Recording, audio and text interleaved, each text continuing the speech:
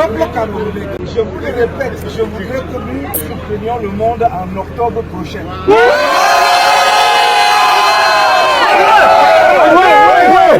Amen. Pourquoi surprendre le monde? Parce que partout, les gens pensent que le Cameroun va brûler en octobre. Or, j'ai dit le Cameroun ne va pas brûler. Amen. Parce que nous sommes un peuple responsable. Oui. Je voudrais donc qu'on surprenne le monde en faisant au Cameroun un changement, une alternance par les urnes et dans la paix.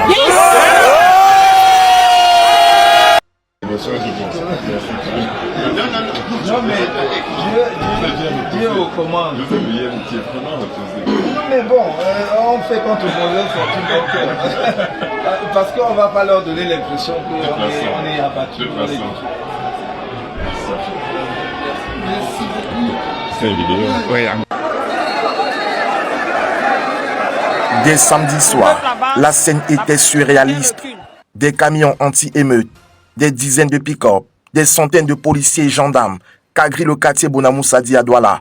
Objectif, empêcher un homme, Maurice Kamto, de se rendre à une réunion interne au siège de son parti, le Mouvement pour la Renaissance du Cameroun, le MSC. Depuis sa résidence, encerclé, l'opposant est bloqué par les forces de sécurité. Mais dans la ville, la nouvelle se répand.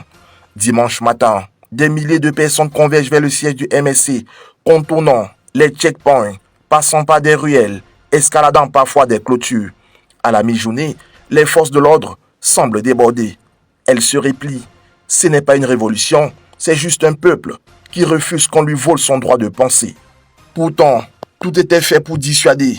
Le MSC est depuis 2018 la cible d'une répression policière et administrative. Ces manifestations sont systématiquement interdites. Ses leaders sont régulièrement intimidés, harcelés ou assignés à résidence. Et surtout, il y a ces destins brisés, ces corps meurtris par la violence d'État.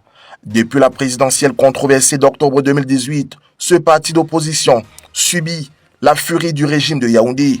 Aujourd'hui encore, quelques centaines de militants et sympathisants du MSC sont détenus dans les prisons du Cameroun en raison des manifestations organisées en septembre 2020. Depuis lors, plusieurs cadres de ce parti sont maintenus dans les geôles pénitentiaires de Yaoundé. Il s'agit de Bibou Nissa, porte-parole de l'opposant Maurice Kamto, d'Alain Fogué, professeur d'université, trésorier national du MSC, Pascal Zamboué, coordonnateur national du parti, et plusieurs autres militants anonymes, tous condamnés à 7 ans de prison par le tribunal militaire de Yaoundé. Ces faits, peu relayés, témoignent pourtant d'une guerre sourde menée contre ceux qui osent contester au Cameroun. Et pourtant, le peuple continue de suivre. Ce dimanche 8 juin, les populations ont une fois encore démontré leur attachement au changement. Cette mobilisation spontanée, massive, pacifique, est un message envoyé à l'opinion publique nationale et internationale.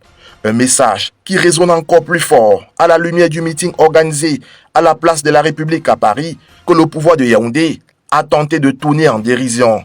Grégoire Oona, secrétaire général adjoint du RDPC, le parti au pouvoir, avait affirmé sur les réseaux sociaux que la foule venue écouter l'opposant Maurice Kamto en France était en réalité celle du PSG célébrant un titre. D'autres figures du régime avaient lancé qu'il tentait ça ici, on verra. Ce dimanche, Maurice Kamto a presque tenté et il aurait presque réussi.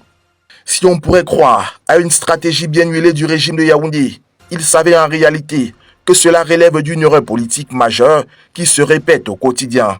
À chaque tentative de bâillonnement, Maurice Kamto gagne davantage en légitimité.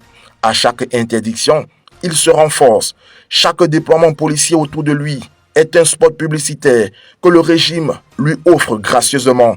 Et surtout, depuis 10 ans, il cristallise tout, absolument tout.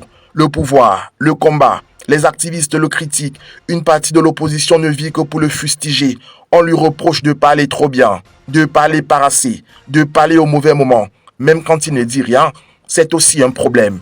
Ce niveau de focalisation n'a pas d'équivalent dans l'histoire politique du Cameroun depuis les années 1990. Finalement, Kamto est devenu un miroir dérangeant. Il reflète ce que le pouvoir veut cacher, la lassitude du peuple, l'échec du dialogue, la peur du débat. Il incarne aujourd'hui la possibilité d'un autre Cameroun. Et c'est cela que le système redoute le plus. Mais à force de le diaboliser, le régime a réussi à l'ériger en totem. Un totem qui affûte désormais ses âmes intellectuelles pour aller à la conquête du fauteuil présidentiel lors du scrutin présidentiel annoncé pour octobre 2025.